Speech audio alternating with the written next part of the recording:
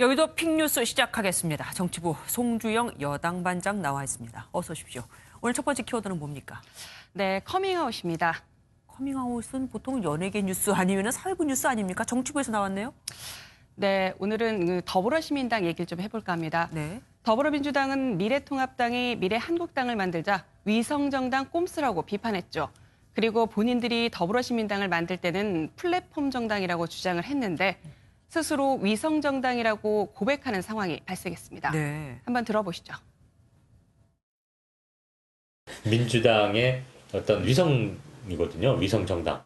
미래한국당 핑크 괴물을 쳐부술 수 있다는 게 정말 저는 이 자긍심을 느낍니다. 오, 대놓고 얘기했네요. 그러니까요.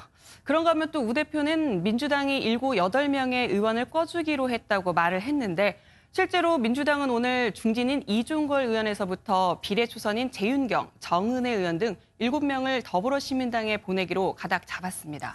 그동안 통합당을 굉장히 비판했었잖아요. 이 이유 때문에. 그런데 제 얼굴에 침 뱉기가 됐어요. 네, 딱 그 말이 적절한데요. 민주당은 이 과정에서 이해찬 대표와 윤호중 사무총장이 고발까지 당했습니다. 네. 지금 화면에 나오고 있는데 정당법 42조에는 정당 가입이나 탈당을 강요할 수 없도록 되어 있습니다. 그런데 이 규정을 어겼다는 겁니다. 무슨 내용인지 궁금하실 텐데요. 민주당이 비례후보 25명에게 탈당계를 제출하고 더불어시민당에 입당하라는 취지의 문자도 보내고 또 탈당 원서가 포함된 이메일을 보낸 것이 화근이 됐습니다. 네. 고발인인 이종배 법치주의 바로세우기 행동연대 대표의 발언 들어보시죠. 위성정당 문제로 정치가 이제 어지럽혀지고 있는데 집권 여당으로서 대국민 사과를 해야 된다. 그렇게 생각을 하고 헌법에 위반되는 그런 문제가 있기 때문에 저희가 향후 헌법소원을 제기할 것이다. 결국은 뭐 사법부로 판단을 미룬 건데 지켜봐야겠습니다. 다음 키워드는 뭡니까? 네, 이번에는 여의도 급체로 정했습니다. 급체 또한 정치부랑 어울리지 않는 단어입니다. 뭡니까?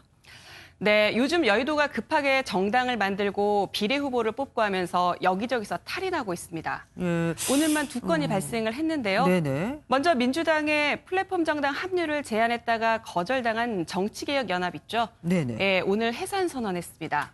또 4월 총선에 맞춰 급하게 뭉친 민생당은 또 쪼개질 위기에 처했습니다.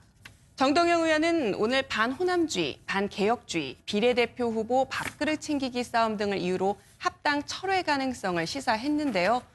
그러면서 합당 전 바른미래당을 이끌었던 손 전 대표에게 입장 표명을 요구했습니다. 손 전 대표를 콕 집어서 얘기한 이유가 있겠죠? 네, 손 전 대표가 호남 정당은 안 하겠다며 중도 개혁 노선을 강조하고 있는데 이렇다 보니 호남 기반인 민생당 입장에서는 지역선거 치르기가 곤혹스러울 수밖에 없습니다. 네. 여기에 비례후보 순번을 놓고도 의원들끼리는 바이버방에서 갈등이 큰 상황이라고 합니다. 결국 비례후보 순을 정하는 과정이 또 한 번의 화약고가 될 것이고 이때 평화단계 인사들이 잔류할지 무소속 출마할지 결정될 전망입니다. 네. 마지막 키워드는 뭡니까? 네, 선관위는 괴로웁니다. 선거 때 되면 선관위가 괴롭고 힘든 건 당연한 거 아닙니까? 네, 맞는데요. 이번 총선에서는 유독 선관위를 둘러싼 갈등이 치열합니다. 특히 선거를 앞두고 새로 생긴 정당이 많고 이에 대한 규정이 제대로 확립되지 않았기 때문입니다. 선관위가 며칠 전 비례대표형 위성정당이 다른 정당으로부터 정치자금을 차입할 수 있다고 판단하자 정의당은 강하게 반발했습니다. 들어보시죠. 정치자금 대부업을 허용한 선관위를 규탄한다. 이럴 바에야 선관위 대신 차라리 AI를 달라. 결국 더불어민주당이 더불어시민당에, 미래통합당이 미래한국당에 정치자금을 빌려줄 수 있게 유권 해석한 게 불만인 겁니다. 네. 아시다시피 이번 총선은 준연동형 선거제가 처음 도입된 만큼 선거 후에도 각종 공정성 시비에 휘말릴 가능성이 커서 선관위는 잔뜩 긴장하고 있습니다. 차라리 기기가 낫다는 말을 들을 정도니까 그럴 만하네요. 오늘 말씀 여기까지 듣겠습니다. 고맙습니다.